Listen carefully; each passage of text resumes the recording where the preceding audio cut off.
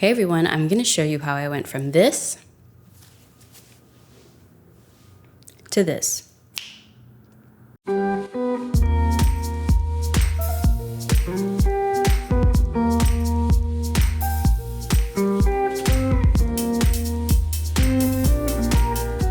Hey everyone, it's me Hallease, endeavoring to persevere. As always, if you're new here, I make videos about my chaotic good life. Subscribe, follow, social media, all of the things. So here on this YouTube channel, I just launched episode 1 of This Could Have Been an Email, a 5-part comedy web series I co-wrote with Evelyn from the internets. And in the pilot, you actually got to meet Josephine, or is it Jolason? Who knows? Anyway, you got to meet her. And you also got to see how she went through a bit of a transformation from when she used to be at the office to now coming back to the office. How in the world I got all this hair, all these locks, all of this under that freaking wig. As you can see, I have locks, and because of the way I maintain my locks are semi-freeform, so that means I just pop and separate. They are quite thick. But before I show you how I got this crazy wig on my head, a quick word from today's sponsor, which is Skillshare. Skillshare is this amazing online learning platform with over 30,000 classes to help you explore your creativity or even rediscover it if you feel like you've lost it. And I really love the Skillshare platform for a few reasons. One, I'm actually a teacher on the platform. A lot of y'all really seem to enjoy my class on how to tell a story in a minute or less, and I enjoyed making that class so much. And I love to see how it's inspired so many of you to go out there and film and tell your own story using your phone or camera, whatever works for you. Right now though, I'm really vibing off of different classes that teach Adobe Fresco on Skillshare. You know, as a digital storyteller, video producer, cameras, telling stories visually is my medium. But sometimes I feel like it's good to just take a step back from the camera, if you will, and explore other avenues of expression. The class I'm actually watching right now is Jeanette Liao's class, where she actually goes into a bit of illustration, but also typography. It's a really fun class. And she also kind of is showing you how you can then turn your illustrations into merch and things like that. So I'm having so much fun with it. And yeah, it's just a way for me to not shut my brain off, but work a different side of my brain and not feel so stressed about the end product looking a certain way. For anyone who's interested, the first 1,000 people to check the link in my description box will get a free premium trial membership of Skillshare.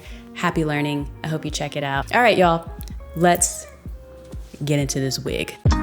So the wig I used for Josephine, her former self now, if you will, I found this wig on Amazon. I will say, you know, Evelyn's wig budget, look, here we go, texture, if you want. This piece just fell out of the wig. So for my character, for Josephine, I just wanted to establish to y'all that she really used to be giving, she really used to be the type of office woman that was serving.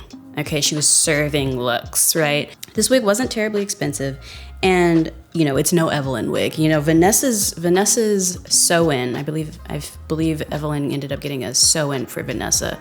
You know, we made sure to put real budget behind Vanessa's look because we really wanted it to be very believable that she works in corporate America and like has to look a certain way. And so we saved the wig budget really for Vanessa. When I first got this wig, I will say that it was very, very, very, very put together. The curls were super duper duper duper defined. And what I ended up doing was just, I kept like beating this wig up. Like I just beat it up because I just really wanted to get more of a frizz, more of a kink. And I wanted to get it to be more closer to like at least give me 4A. I just really went in here. As you can see, I just went in and like really just. So first things first, tools. What you will maybe need, maybe not need, who knows. First thing I would recommend is some hairpins, straight pins of different sizes.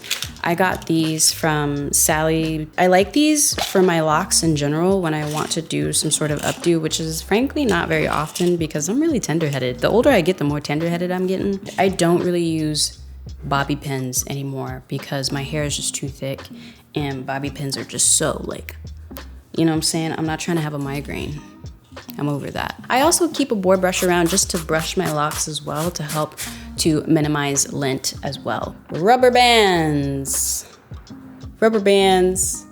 Pick a brand, any brand, I don't know. So this is actually from me doing research here on YouTube as well. Other locked beauties with the flat twist, one, it helps you get the hair a little bit closer, but also there's just a little bit of give. Again, my locks are semi-freeform, so there is an element of squishing. Like I can squish and compress them down a little bit. And when I found that when they were cornrowed, because they were so thick, there really wasn't any room for squishing down and further manipulation. Something I did was I do separate in the center, so that way it's just like a center one, and then I think I have like maybe 2 or 3 on each side. So I'm gonna go ahead and do that for y'all now.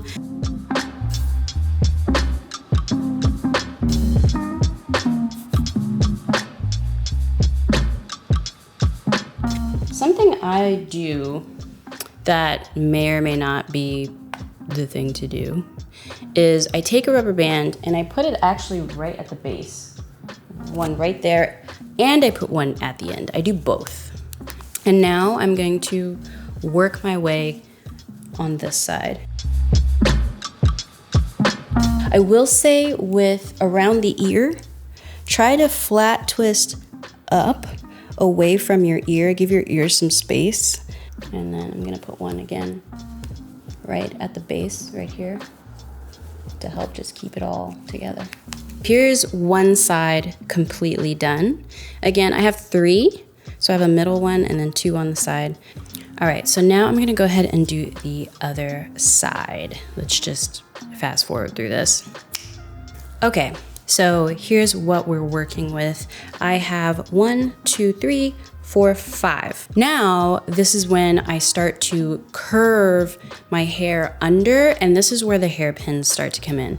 I try to use as minimal hairpins as possible. Curve each of the twists up against each other to make sort of a ball at the back of the nape of my neck. Ball slash like making each twist kind of come in between the ridges of the other twist. Then begins the task of shimmy, shimmy, cocoa puffing into the wig.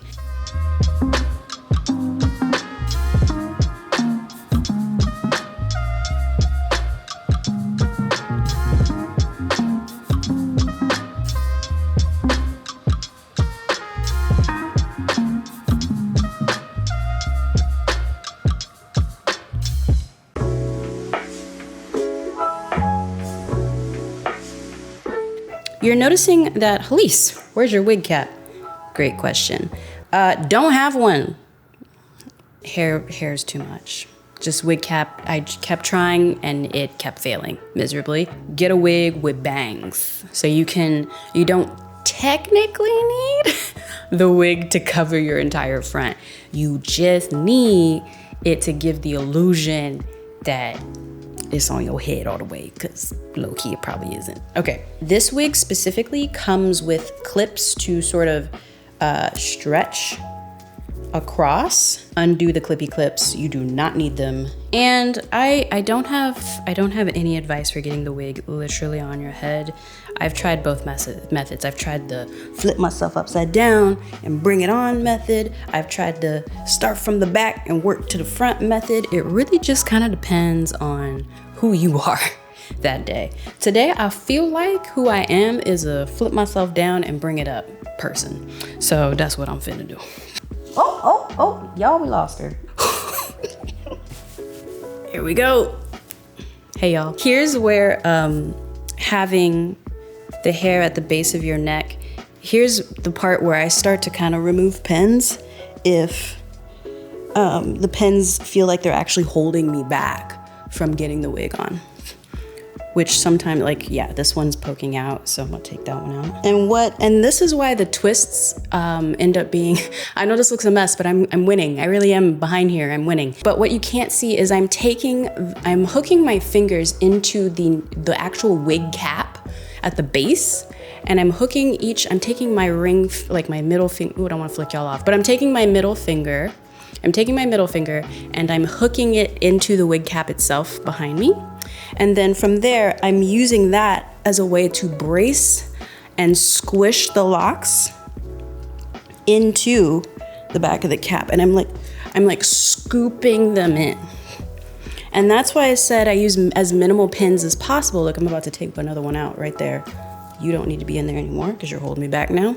So the pins are there, the straight pins are there to provide guidance on like where the hair should sit. And then as I begin to scoop it in, the hairpins inevitably are not needed anymore. And you really just have to sit and finesse and zhuzh, you know. I can't really show y'all, but I'm just zhuzhing in the back of my head. I'm slowly working the twists into the cap, and that's why my cap is already busted, but I'm working the twists into the cap, making this wig cap work for me. So I've beat this thing up so much that I might need to actually trim my bangs a bit because now they're so long. We're just gonna do that. That worked. There we go. Now we're cute. Now we're cute. I want it to land right at my glasses. A little bit more, just a little bit more. Not too much, Hallease, not too much. There we go. How is that? Are we cute? Are we still cute? Are we still cute though? This is, can I get it out though? There it is, there it go. This is how I became Josephine for the web series that I star in and co-wrote called This Could Have Been an Email. You can watch the pilot up here. I will put it in the Eye of Sauron for you to check it out if you're interested. Thank you so much to everyone who's contributed as well to the Indiegogo campaign. Last I checked, we're at like 62%. This is really freaking cool. Again, if you enjoyed the pilot, consider joining the Indiegogo campaign at whatever level you feel comfortable with. We've got a lot of really great perks over there. And yeah, I'm just so excited that y'all have really enjoyed the pilot so far and it's resonating with you. A lot of y'all feel seen in the workplace right now watching the pilot, and I love that. And I love how many of y'all are sharing the pilot. Thank you so much. It is so helpful. Thank you. Again, I'm Hallease, endeavoring to persevere as always. If you're new here and you made it this far in the video, consider subscribing, hanging out with me, you know, getting to know me better. I get to know you, you get to know me. It's a good sign. And I will see you when I see you.